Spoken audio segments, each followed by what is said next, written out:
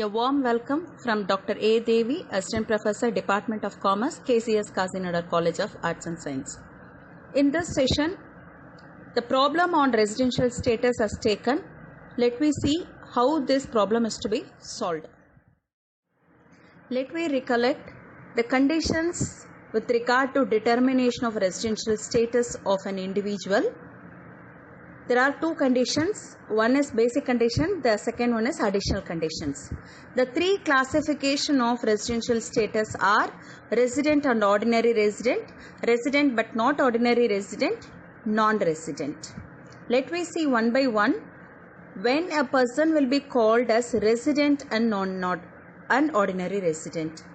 If condition 1 and 2 is satisfied, then a person is resident and ordinary resident, which means if an individual satisfies both additional condition, basic condition and additional condition, then he will be declared as resident and ordinary resident.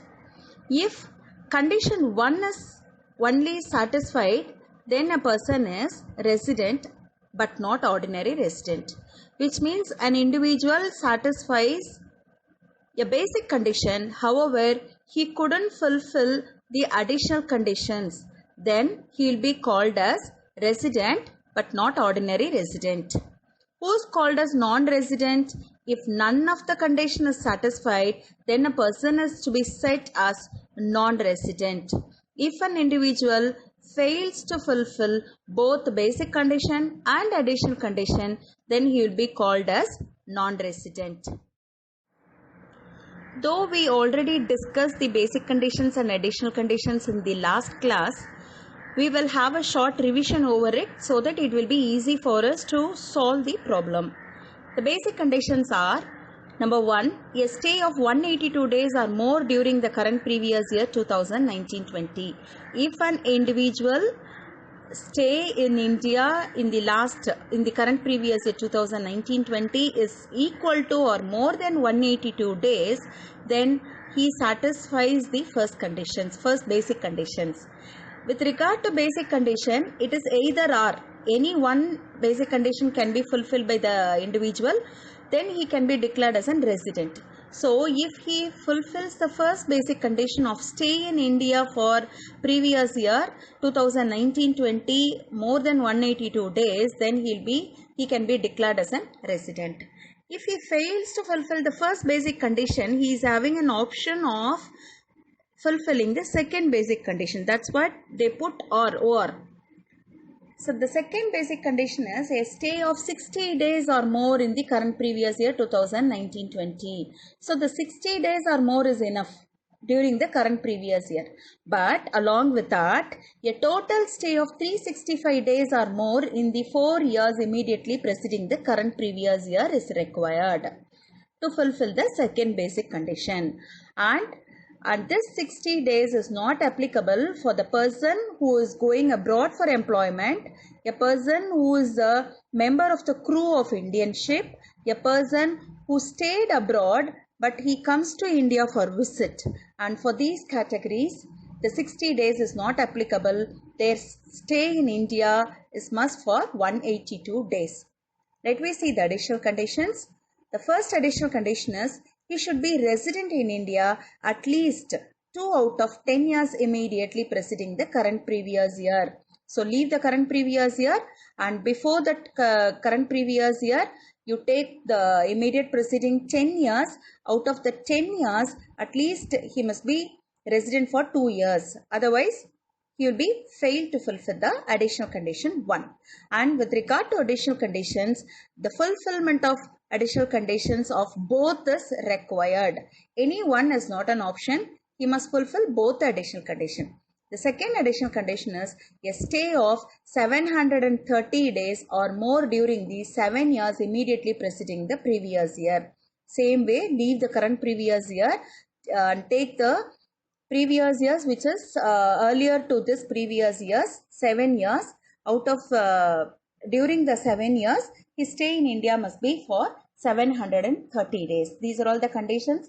Please be thorough with the conditions so that it will be easy for us to solve the problem. Question number 1. During the previous year 2019-20, X, a foreign citizen, stayed in India for just 69 days.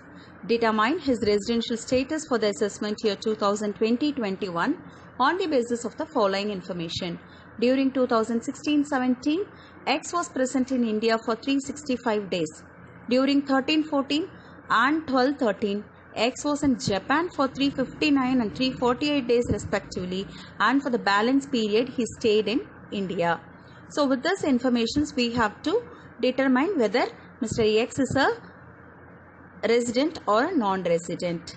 So the informations given are the last previous year, that is 2019-20, his stay was 69 days in India. And for the year 16-17, his stay was in India for 365 days. And for the year 13-14 and 12-13, his stay was in Japan and the balance period in India was given. So with this information we have to determine whether Mr. X is a resident or non-resident. Let me see the solution.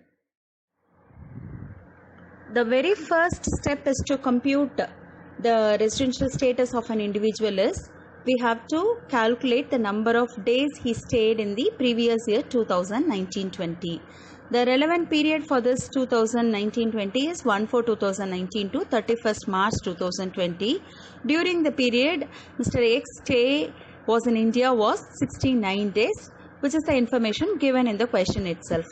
Let see whether he fulfills the basic conditions to decide whether he is a resident or non-resident. The first basic condition is his stay must be in India for more than 182 days, equal to or more than 182 days. He failed to fulfill the first basic condition. But with regard to basic condition, there are either or option. So the second basic condition is to be verified, tested, whether he is a resident or non-resident. The second basic condition is his stay must be in India during the year 2019-20 must be for 60 days. Of course, his stay was in India is more than 60 days. And along with that, his stay must be in India for the last 4 years for 365 days. See the tabular column. The last 4 years is to be taken. Leave the current previous year, that is of 19-20. Take 18-19, 17-18, 16-17 and 15-16. These are all the 4 immediately preceding previous years. So during the years, the stay in India was given. See 18-19, no information is given in the question, which means his stay was in India is 0 days. For 17-18, 0 days.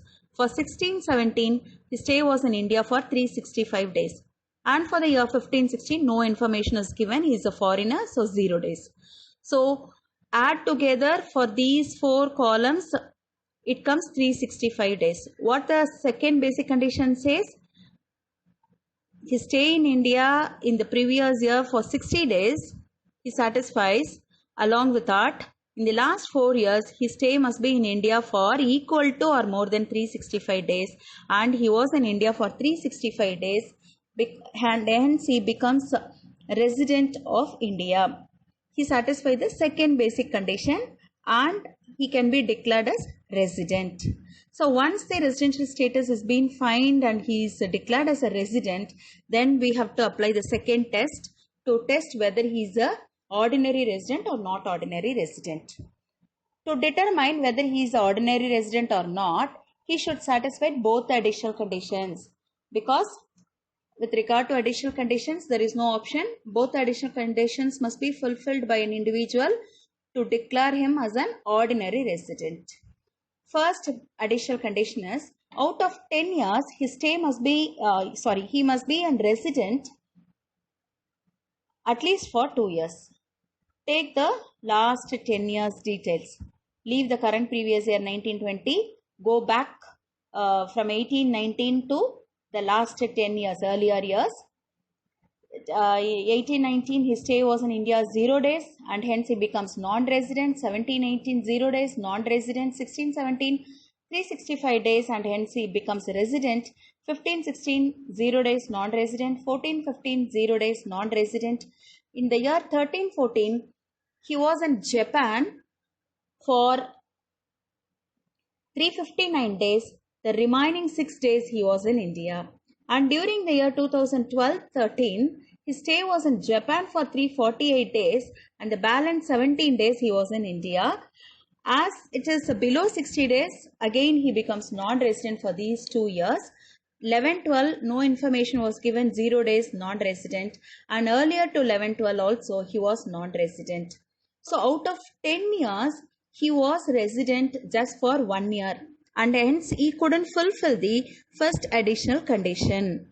Second additional condition is, in the last 7 years, his stay must be in India for 730 days. Of course, add the days which is given in the day in stay in India column. It is not coming for 730 days and hence he failed to fulfill the second additional condition also.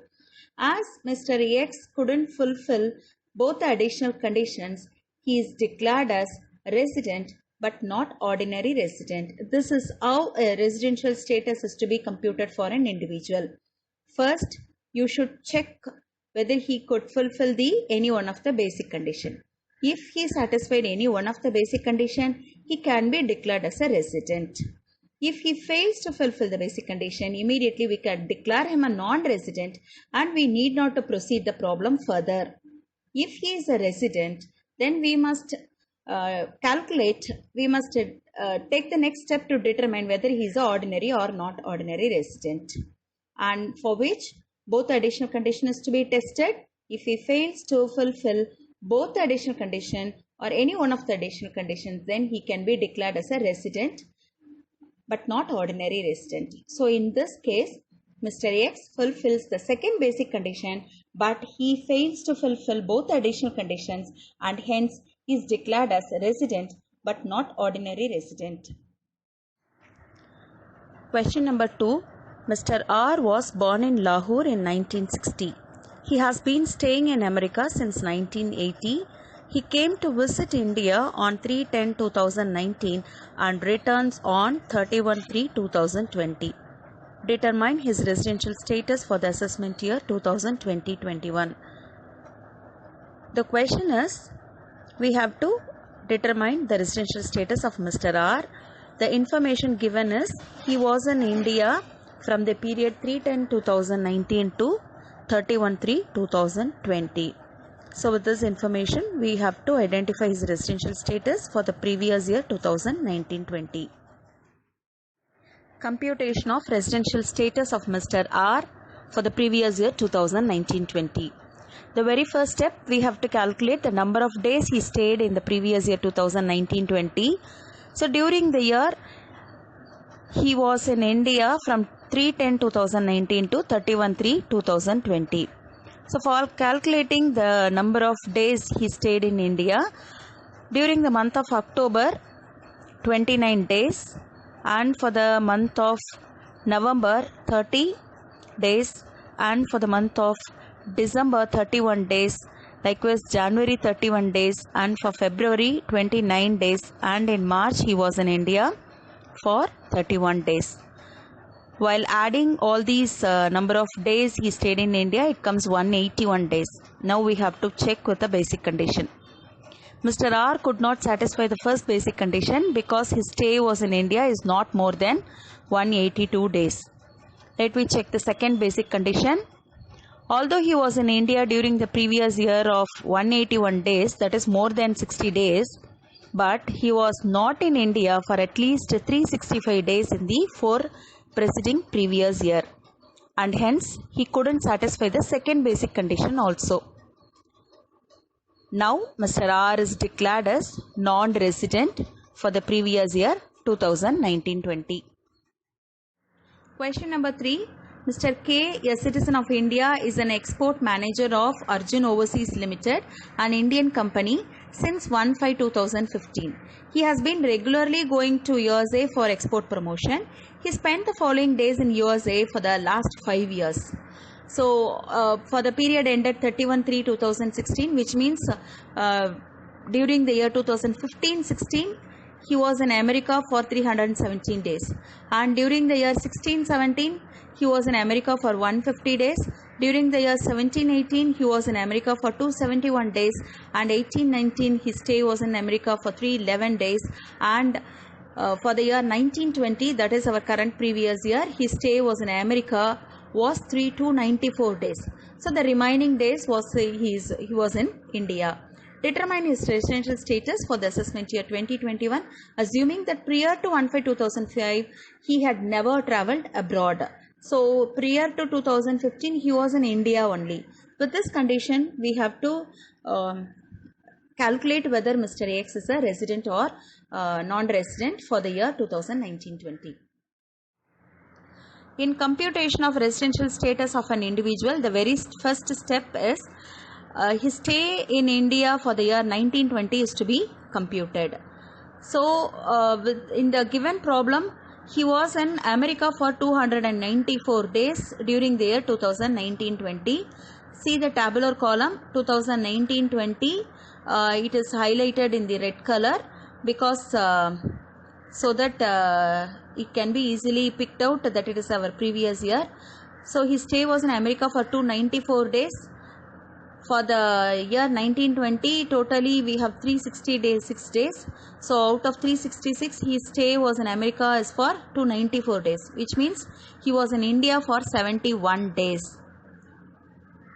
Previous year, his stay was in India is just 71 days. He failed to fulfill the first basic condition of staying in India for 182 days. Let me see the second basic condition, for which we have to add the number of days he stayed in India for the last 4 years. Leave the previous year, take the earlier years of Esther years of 1920. So from 1819, 1718, 1617, 1516, the number of days is calculated and add together, it comes 47 plus 215 plus 94 plus 54, 410 days. So the second condition is, in the previous year, his stay must be in India for more than 60 days, and in the last 4 years, his stay must be in India for more than 365 days.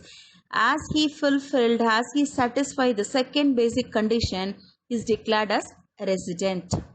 So once the residential status of an individual is declared as a resident, then we have to move on for the second test, whether he is a ordinary resident or not ordinary, for which he should satisfy both the additional condition.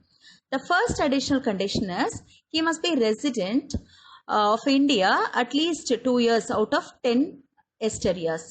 So see that in 1819 he was non-resident because his stay was not for 60 days. 1718 his stay was in India is for 94 days. He could satisfy the second basic condition and hence he is declared as a resident. For the year 1617, his stay was in India is more than 182 days, so he was a resident. And for 1516, he was a non-resident, but earlier to that, he was a resident because he was in India only, he never leave abroad. So out of 10 years, he was more than 2 years as a resident. Hence, he fulfilled the first additional condition. See the second additional condition, his stay was in India for 730 days or more in the 7 preceding years. Of course, while we are adding the days for days, we could definitely get more than 730 days in the last 7 preceding years. As he satisfies both the additional conditions, he is declared as ordinary resident. Now, Mr. K is resident and ordinary resident. Thank you for yes, before I'm concluding this, see the note. Actually, he has gone for abroad, not for his own employment purpose. He is actually working in Indian company only. Because of the duty assigned to him to go for abroad for the sales promotion, and hence it is treated as he is not leaving for his own employment purpose. He has gone out of India during the course of his employment, not for his own employment, during the course of his employment. However, he was employed in India itself. Yes. Thank you for attending this class, and take a sufficient number of problems from various textbooks and internet and practice it. Thank you.